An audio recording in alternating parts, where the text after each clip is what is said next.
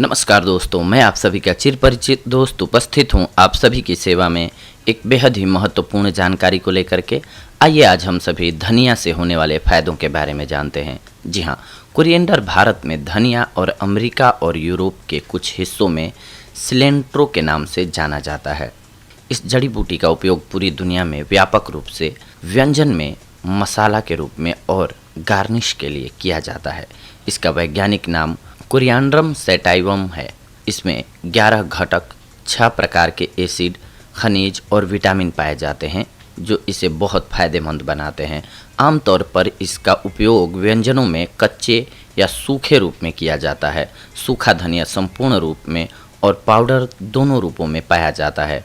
धनिए के बीज का तेल भी उपयोग किया जाता है। आइए अब हम सभी जानते हैं धनिया से होने वाले फायदों के बारे में। धनिया फॉर वेट लॉस। यदि आप मेटाबॉलिज्म बढ़ाने और वसा को जलने वाले खाद्य पदार्थ का उपभोग करते हैं तो आपका वजन कम हो सकता है। इसीलिए अगर आप अपना वजन कम करने की कोशिश कर रहे हैं तो धनिए के बीज का उपयोग करें जो आपके लिए काफ़ी फायदेमंद होगा। इसके लिए आप 3 बड़े चम्मच धनिए के बीज को 1 गिलास पानी में उबाल लें। जब पानी आधे से कम हो जाए तो इसे छान लें और प्रतिदिन 2 बार इसका सेवन करें। धनिया का पानी थायराइड में। यदि आपको हाइपोथायराइडिज्म और हाइपोथायराइडिज्म जैसी थायराइड की समस्याएं हैं तो आप धनिए के बीज का सेवन करें। इसका उपयोग हार्मोन को नियमित करता है। इसमें उच्च प्रकार के विटामिन, खनिज और एंटीऑक्सीडेंट्स पाए जाते हैं जो थायराइड की समस्या में बहुत लाभदायक होते हैं। इसके लिए आप धनिया का काढ़ा, धनिया की स्मूदी या धनिया का पानी अपने आहार के रूप में उपयोग करें। धनिया खाने से आपका पाचन तंत्र मजबूत होता है। यदि आपको पाचन संबंधी समस्या है तो आप धनिया का सेवन करें। यह सूजन को भी कम करने में मदद करता है। धनिया पाचन तंत्र के अन्य लक्षण जैसे गैस, सूजन और चिड़चिड़ापन इत्यादि से छुटकारा दिलाने में मदद करता है। इसका उपयोग आंतों को पोषक तत्वों को बेहतर ढंग से अवशोषित करने में मदद करता है। इसके लिए आप नारियल के दूध और ककड़ी या तरबूज जैसे अन्य ठंडे पदार्थों के साथ 1 बड़ा चम्मच धनिए के बीज को मिलाकर स्मूदी बना लें और इसका सेवन करें। इसके साथ साथ अगर आपको एलर्जी हो गई है तो भी आपके लिए धनिया बेहद लाभकारी साबित होगा। धनिया ठंडा होता है, इसीलिए एलर्जी को शांत करने के लिए बहुत ही अच्छा होता है। यह एलर्जी के आम लक्षणों जैसे पित्ती, खुजली और सूजन को दूर करने में मदद करता है।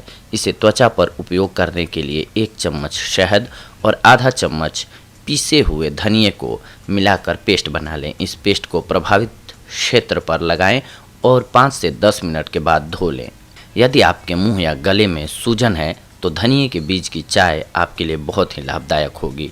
इसके लिए आप 1 कप पानी में 1 छोटा चम्मच पीसी हुई धनिए का बीज उबालें। अब इसको गर्म गर्म पी लें। आप चाहें तो इसमें स्वाद के लिए शहद भी डाल सकते हैं।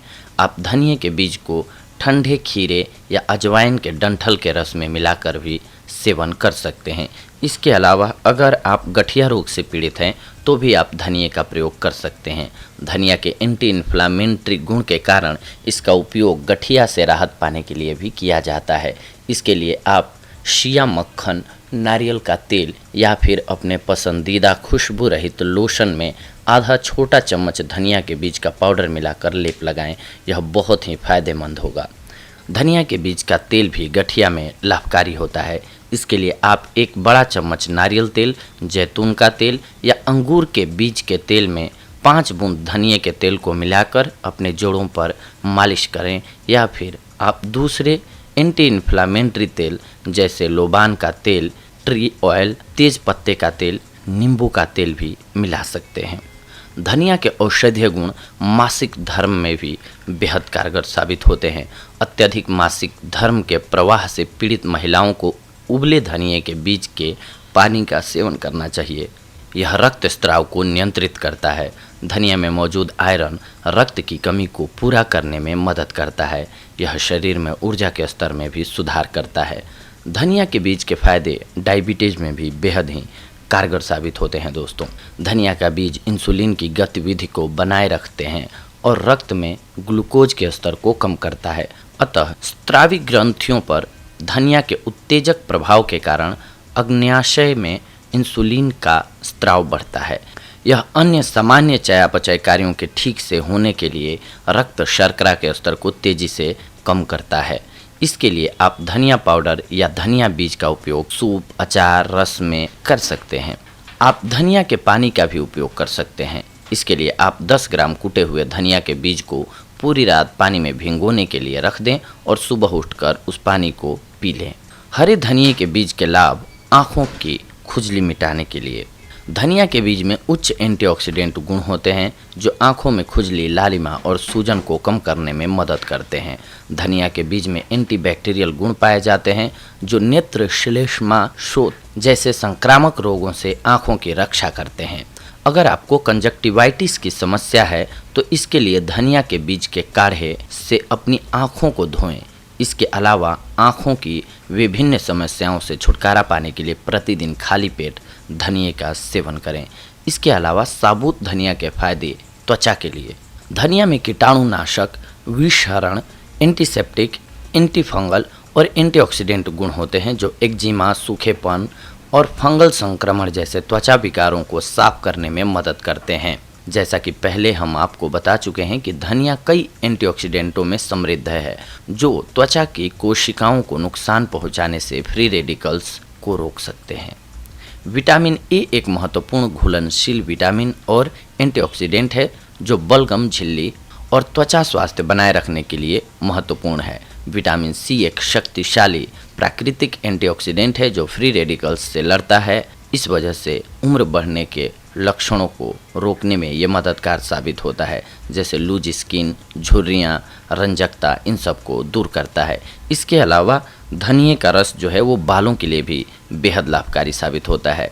धनिया का रस नए बालों के विकास में मदद करती है और बालों के झड़ने की समस्या से छुटकारा दिलाती है क्योंकि इसमें आवश्यक विटामिन और प्रोटीन होते हैं जो बालों के विकास में मदद करते हैं। आप पानी की कुछ एक बूंदों का उपयोग करके धनिया के ताज़े पत्तों का पेस्ट बना लें। शैम्पू करने से 1 घंटे पहले इस पेस्ट को अपने सिर पर लगाएं। प्रभावी परिणाम पाने के लिए 2 से 3 सप्ताह में इसका 2 बार इस्तेमाल करें। आप पानी में धनिया के पत्तों को उबालकर उसे ठंडा करके अपने बालों को भी धो सकते हैं। इसके अलावा धनिया के पत्ती के लाभों में से एक मुख्य लाभ है कि ये उच्च रक्तचाप को कंट्रोल करता है। एलडीएल यानी कि कोलेस्ट्रॉल को कम करने के अलावा धनिया हाई ब्लड प्रेशर को कम करने में मदद करता है। यह जड़ी बूटी पोटेशियम, मैग्नीशियम, कैल्शियम, मैग्नीज और लोहे का अच्छा स्रोत है। यह उच्च पोटेशियम और कम सोडियम के कारण हृदय की दर और रक्तचाप को नियंत्रित करने में मदद करता है। इसके साथ साथ अत्यधिक मात्रा में सेवन करने से धनिये के कुछ एक नुकसान भी हो सकते हैं। इनके बारे में आइए जानते हैं। धनिया के बहुत ही कम नुकसान हैं, पर इसके अधिक मात्रा में सेवन से एलर्जी की समस्या हो सकती है जो त्वचा पर देखी जा सकती है। धनिया के अधिक मात्रा में सेवन करने से हमारी त्वचा के सनबर्न होने की संभावना बढ़ जाती है जो लंबे समय में त्वचा के कैंसर का कारण बन सकती है।